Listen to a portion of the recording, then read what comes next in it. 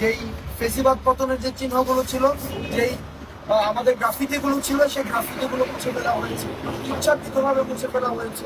Government স্কুলের দেয়ালগুলো থেকেও মুছে ফেলা হয়েছে। ঢাকা ইউনিভার্সিটির বিভিন্ন দেওয়ালে দেখছি যে মুছে ফেলা হচ্ছে। আজকে নয়ডা কলেজের এই যে দেয়ালগুলো, সব জায়গায় সংস্কার নামে সেগুলোকে মুছে ফেলা হচ্ছে।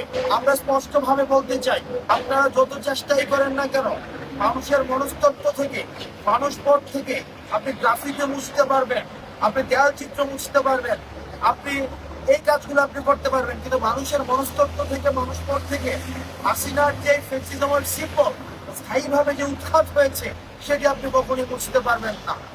সুতরাং এই দেয়ালে বিভিন্ন জায়গায় চুরের মতো আপনি রাতের বেলা এসে দেয়ালে খুনি হাসিনার নাম মুছে দিবেন, সেটা সম্ভব না।